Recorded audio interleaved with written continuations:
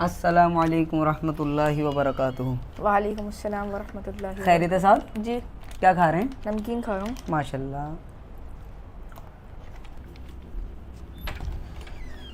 اور صاحب کیا کر رہے ہیں؟ پڑھ رہا تھا صاحب۔ اب کیا کھا رہے ہیں آپ؟ دیجیے کھائیے۔ یار ماشاء اللہ تمہارے مزے ہیں صاحب۔ گرمی بہت ہے، کچھ پینے کا دل کر رہا ہے۔ لو بھائی لو، پیاس ہمیں لگ رہی، پیے رہے ہیں۔ کیا پی رہے ہو؟ یہ پی رہا ہوں، دیکھیے گرمی لگ رہی تھی اس لیے میں بھی یہی لایا تھا۔ ماشاء اللہ مزے ہیں یار، بڑے پیسے مل رہے ہیں کھانے پینے کے لیے۔ ابا بہت مہربان ہے صاحب تمہارے اوپر۔ ارے ہمارے ابا ہم پہ کیا مہربان اتنے۔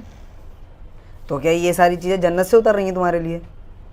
ارے دوست مہربان ہوئے ہیں آج کل تو بس۔ دوست مہربان ہوئے ہیں؟ کیا مطلب؟ بس ایک دوست نے میرے پاس پیسے رکھوا رکھے تھے، اس نے وہ تھا کل لے لوں گا، لیکن اب تو وہ آج آیا ہی نہیں مدرسے، تو پھر اب اسی میں سے کھا رہا ہوں۔ اسی میں دوست کے پیسوں میں سے کھا رہے ہو؟ ہاں ہاں، کل دے دوں گا ابا سے لے کے۔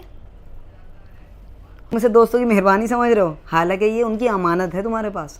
خیانت کا مطلب یہ ہوتا ہے سعد کہ جس شخص کو آپ کے اوپر بھروسہ اور اعتماد ہوتا ہے وہ اپنی کوئی چیز آپ کے اوپر رکھوا دیتا ہے، اس یقین کے ساتھ رکھواتا ہے کہ وقت آنے پر آپ اس کی چیز اس کو واپس لوٹا دیں گے اور آپ اس کے مال میں بالکل بھی نہ تو کمی کریں گے اور اس کی پوری حفاظت کریں گے۔ ایک زبردست واقعہ سناتا ہوں اللہ کے نبی کی زندگی کا، تم اس سے سمجھو گے کہ امانت کیا چیز ہوتی ہے اور اس کی کیا اہمیت ہے ہماری زندگی میں۔ یہ فتح مکہ سے پہلے کا واقعہ ہے، جب تک مکہ فتح نہیں ہوا تھا سعد۔ اللہ کے نبی کی خواہش ہوئی کہ میں کعبۃ اللہ کے اندر داخل ہوں، جا کر دیکھوں کعبۃ اللہ کیسا ہے، تو آپ نے چابیاں منگوائیں۔ عثمان ابن طلحہ ایک شخص تھے، ان کے پاس اس کی چابیاں تھیں، تو وہ اسلام نہیں لائے تھے جب تک، انہوں نے چابی دینے سے انکار کر دیا، منع کر دیا، اور آپ کے ساتھ اچھا لہجہ شاید اختیار نہیں کیا۔ تو خیر آپ نے کہا کوئی نہیں، ایک دن آئے گا کہ جب یہ چابیاں میرے ہاتھ میں اللہ تعالیٰ دے گا اور میں کعبۃ اللہ کے اندر داخل ہوں گا۔ تو عثمان ابن طلحہ نے کہا کہ وہ دن تو بڑی ذلت کا ہوگا، تو آپ نے فرمایا ذلت کا نہیں ہوگا، وہ دن بڑی عزت کا ہوگا۔ خیر وہ دن آیا، فتح مکہ ہوا، اللہ کے نبی نے عثمان ابن طلحہ سے چابیاں منگوائیں اور آپ کعبۃ اللہ کے اندر داخل ہوئے۔ اس کے بعد آپ نے وہ چابیاں پھر عثمان ابن طلحہ کو لوٹا دیں اور فرمایا خذوہا، ان چابیوں کو لے لو، پکڑ لو، یہ چابیاں ہمیشہ تمہارے پاس رہیں گی، لا ینزعوها منک الا ظالمون، کوئی تم سے یہ چابی نہیں لے سکے گا مگر ظالم حکمران ہی تم سے چابیاں لیں گے۔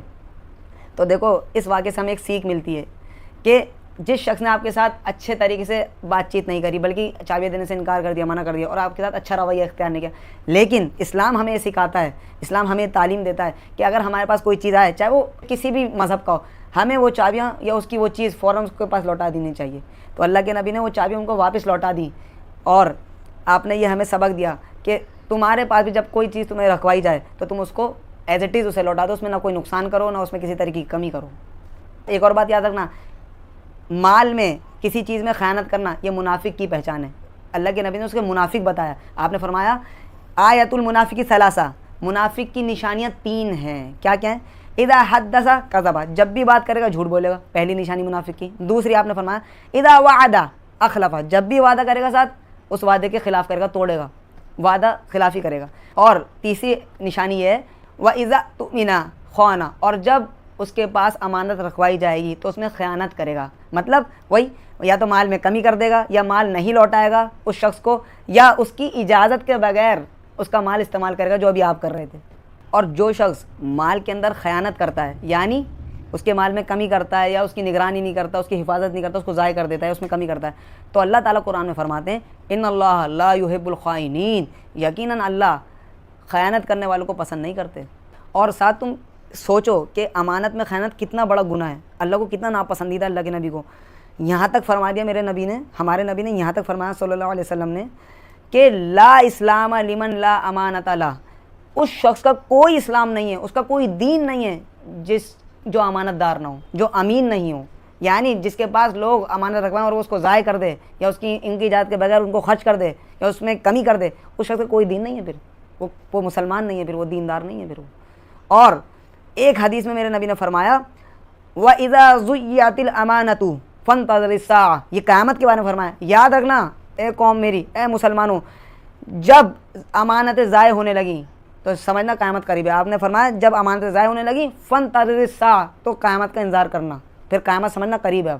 اور اسلام، مجھے اس بات کا بہت افسوس ہے کہ اللہ پاک نے قرآن و حدیث میں اتنی بار امانت میں خیانت کے بارے میں فرمایا اور مجھے اس کے بارے میں پتہ ہی نہیں تھا۔ ہاں اللہ کے نبی تو بہت ناراض ہوتے تھے ایسی چیزوں پر۔ مجھے یاد آیا اس بات سے کہ ایک شخص انہوں نے مال غنیمت کو لوٹانے میں تھوڑی کوتاہی کمی کری, تھوڑا سا مال اپنے پاس رکھ لیا. خیر ان کے زخم ہوا, اس زخم سے ان کی وفات ہو گئی, انتقال ہو گیا. اللہ کے نبی کے سامنے جب جنازہ لایا گیا تو آپ نے ان کا جنازہ نہیں پڑھایا. تو صحابہ اکرام نے فرمایا یا رسول اللہ صلی اللہ علیہ وسلم کہ یہ تو مجاہد ہیں. تو آپ نے فرمایا بالکل مجاہد ہیں, لیکن مجھے بات بتائی گئی ہے کہ انہوں نے مال غنیمت کا کچھ حصہ اپنے پاس رکھ لیا تھا. تو آپ نے جنازہ نہیں پڑھایا, اتنا بڑا گناہ ہے. ہمیں ساتھ اللہ کے نبی سے سیکھنا چاہیے کہ امانت دار کسے کہتے ہیں. اللہ کے نبی جب نبی بنائے بھی نہیں گئے تھے, لیکن پورا مکہ آپ کو صادق اور امین سے پکارا کرتا تھا. آپ مشہور تھے اس نام سے. صادق کہتے ہیں سچا, آپ سچے تھے, آپ نے ہمیشہ سچائی کا ساتھ دیا, اور آپ امانت دار بھی تھے. ہر آدمی کو آپ پہ اتنا اعتماد اور بھروسہ تھا کہ اگر وہ آپ کے پاس کوئی چیز رکھوا کے چلا جائے اور سالوں بعد لوٹ کر آئے تو وہ اللہ کے نبی پہ اس کو اتنا بھروسہ تھا کہ میں سالوں بعد بھی یہ چیز مجھے ایسے ہی ایز اٹ از لوٹا دیں گے, اس میں کسی طرح کی کوئی کمی نہیں ہوگی اور آپ اس کی پوری حفاظت کریں گے. اللہ میں کل ہی اس سے معافی مانگوں گا, اس کے پیسے لوٹاؤں گا, اللہ تعالیٰ سے بھی اپنے گناہوں کی معافی مانگوں گا, اور آگے سے کسی کی بھی امانت میں خیانت نہیں کروں گا.